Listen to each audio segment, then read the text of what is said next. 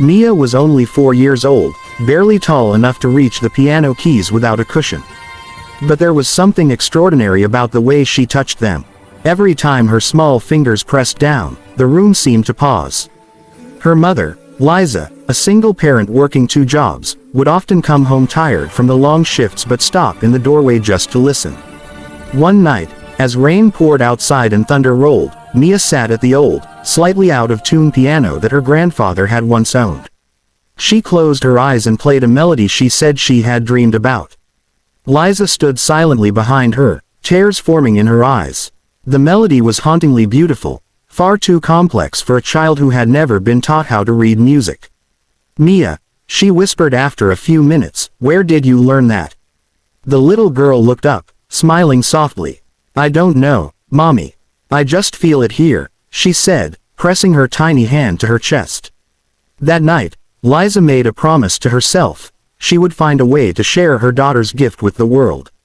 Months passed. Mia began playing in small community events around Manila, at churches, local fundraisers, and even school programs.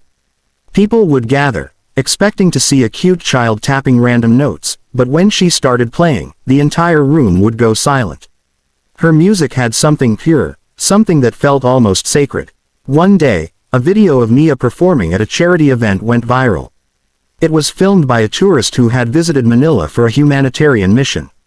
The clip showed Mia playing Beethoven's Moonlight Sonata, her little legs swinging from the piano bench. The tourist uploaded it online with the caption, "This child plays like she's seen heaven." Within days, the video reached millions of views. And soon, an unexpected message arrived in Liza's inbox, from the producers of Ireland's Got Talent. They wanted Mia to audition. At first, Liza laughed, thinking it was a scam. "Why Ireland?" she asked the person on the phone. The producer replied, "Because we believe talent knows no borders. And your daughter's gift deserves the world stage." It took weeks of paperwork, sponsorships, and help from generous donors in Manila who had seen Mia's story online.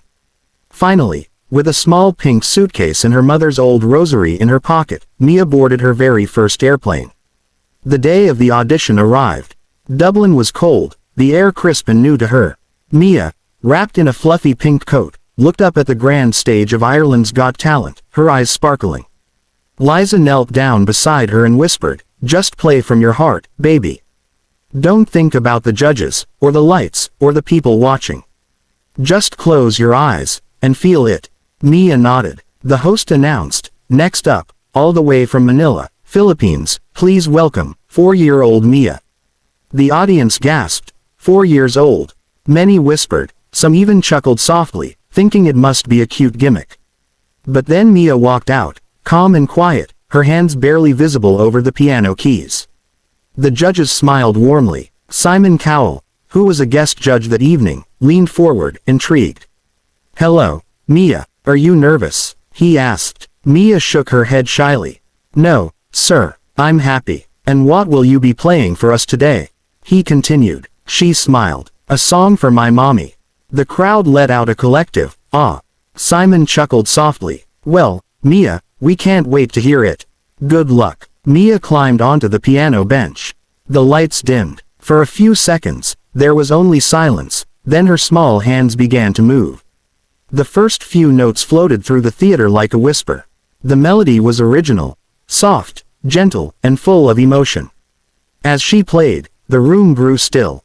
Her fingers danced across the keys, blending classical grace with a child's innocence. It wasn't just skill, it was soul. Halfway through, her mother in the audience began to cry quietly. The judges exchanged glances. Amanda Holden wiped away a tear. Simon Cowell, known for his tough exterior, rested his chin on his hand, visibly moved. The final note lingered in the air for what felt like forever. And when it faded, there was silence, the kind of silence that means everyone is still catching their breath. Then, suddenly, the audience erupted. A standing ovation, cheers, applause, even shouts of "Bravo!" echoed through the hall. Mia looked confused for a moment, then smiled shyly and waved her tiny hand. Simon leaned into his mic. "Mia, I don't know what to say. That was one of the most beautiful things I've ever heard on this stage."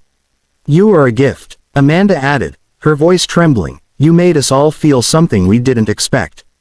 You're only 4, but you played like someone who has lived 100 years."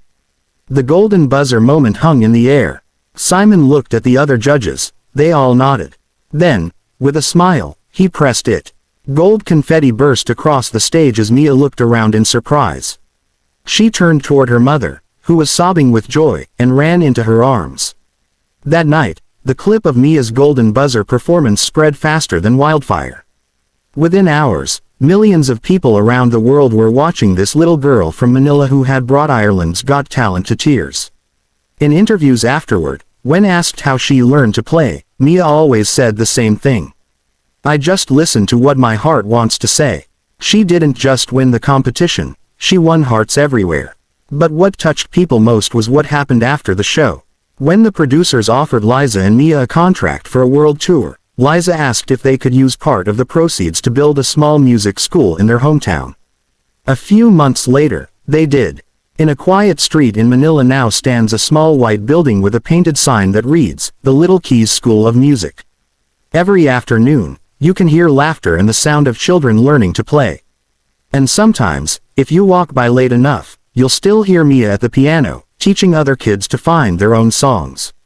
Reporters would later ask her, "Mia, what do you want to be when you grow up?" She always smiled and said, "I don't want to grow up yet. I just want to keep playing." Her story became a symbol of how raw, honest talent, when nurtured by love, can transcend borders and touch souls everywhere. Years later, when Mia turned 8, she returned to Ireland as a guest performer for the season finale. As she sat on stage again, she smiled at the judges. Simon said, "Mia, you've grown so much. Do you still remember your first song?" "Yes," she said softly. "It's still for my mommy." And as her fingers touched the keys once more, the world remembered the little girl who taught us that greatness doesn't come from size, age, or fame. It comes from the heart. Because sometimes, one small pair of hands can move the world.